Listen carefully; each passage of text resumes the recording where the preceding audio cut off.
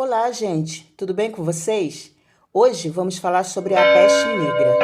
A peste negra é como ficou conhecida a peste bubônica, doença causada pela bactéria Yersinia pestis, que atingiu o continente europeu em meados do século XIV. Os historiadores acreditam que a doença surgiu em algum lugar da Ásia Central e foi levada por genoveses para o continente europeu. O resultado foi catastrófico, pois a doença atingiu praticamente todo o continente e resultou na morte de milhões de pessoas. Como surgiu a peste negra? A peste bubônica é uma doença causada pelo Yersinia pestis, uma bactéria que é encontrada em pulgas que ficam em ratos contaminados. Quando as pulgas contaminadas têm contato com seres humanos, a transmissão da doença acontece.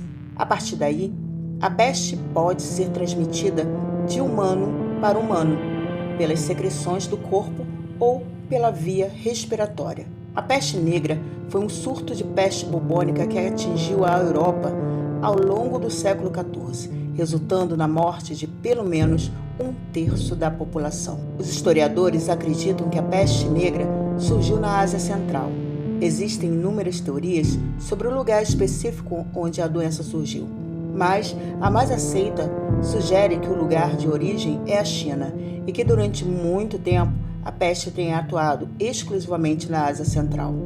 A partir do século XIV, ela se espalhou por terra e por mar pelo Oriente. Regiões como a Mongólia, parte da China, Síria, Mesopotâmia e Egito teriam sido atingidos no começo do século XIV, causando a morte de cerca de 24 milhões de pessoas nesse local. A doença teve contato com os europeus por meio de um conflito que aconteceu em Cafa, colônia genovesa localizada na Crimeia, região atualmente disputada por Ucrânia e Rússia. Em 1343, Cafa foi sitiada por tropas tártaras do Conato da Ronda Dourada. O conflito seguiu com interrupções até que, em 1346, as tropas tártaras foram dizimadas por um surto de peste negra. Os tártaros decidiram utilizar a doença como arma e lançaram cadáveres contaminados para dentro da cidade. O resultado foi imediato. A cidade de Cafa também começou a sucumbir perante o surto de peste. Fugindo da doença, genoveses começaram a abandonar Cafa, retornando para a Península Itálica. Nesse retorno, os genoveses levaram a enfermidade para locais como Constantinopla, Gênova e Marsella, o que resultou a disseminação por todo o continente europeu.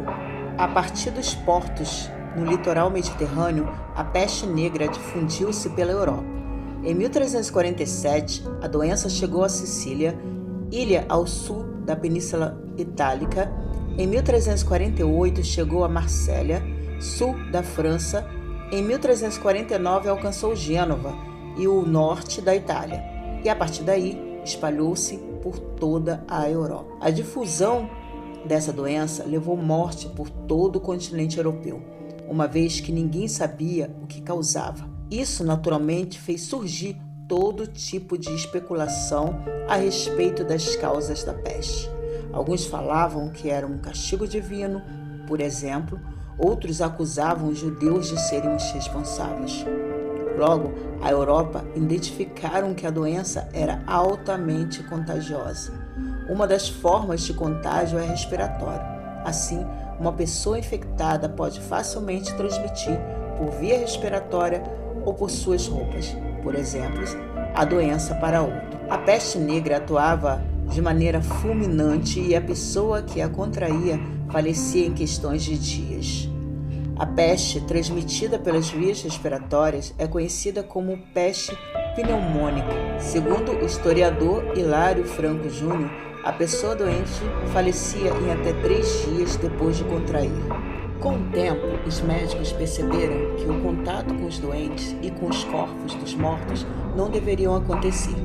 Com isso, os doentes eram isolados e o contato com eles eram limitados àqueles que realizavam o tratamento médico. Padres também mantinham contatos com os acometidos, principalmente porque realizavam os ritos religiosos relacionados com o perdão dos pecados e o funeral. Os médicos, que cuidavam dos que adoeciam da peste, usavam uma roupa preta, de couro e uma máscara em forma de bico de pássaro. Os padres foram um dos grupos que mais sofreram, pois tinham contato direto com os doentes e com os corpos dos que faleciam. Como muitos dos padres viviam em mosteiros, locais que havia uma grande aglomeração de religiosos, muitos em idade avançada, quando um padre contraía a doença, ela era rapidamente transmitida para outro. Além de não haver sacerdotes suficientes, não existiam coveiros e os sepultamentos começaram a ser realizados em massa, isto é, em valas comuns, tamanha quantidade de pessoas que morriam. Todavia, com a percepção de que os cadáveres também eram vetores de contaminação, muitos passaram a abandonar as práticas de sepultamento e começaram a incendiar os corpos dos falecidos. Até as roupas utilizadas pelas doenças e outros itens começaram a ser queimados. O médico Drauzio Varela afirma que a peste negra pode causar febres de 41 graus, além de vômitos com a presença de sangue e complicações no pulmão. Boccaccio também deixou alguns relatos a respeito de como a doença se manifestava nas pessoas. Ele diz que a peste começava com o surgimento de certas tumefações na virilha ou nas axilas de homens e mulheres, algumas das quais atingiam o tamanho de uma maçã comum e outras o de um ovo.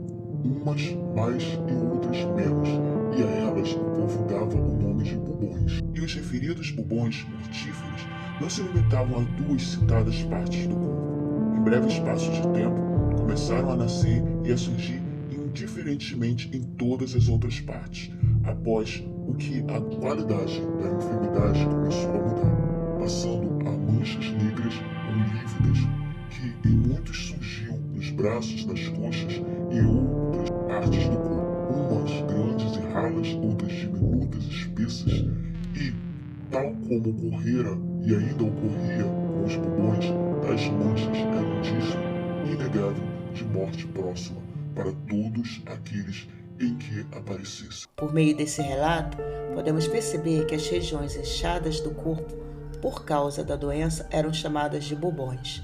Por isso, peste bubônica. A expressão peste negra, por sua vez, faz referência às manchas pretas que apareciam no corpo das vítimas que contrariam a doença. E aí, gostaram do assunto?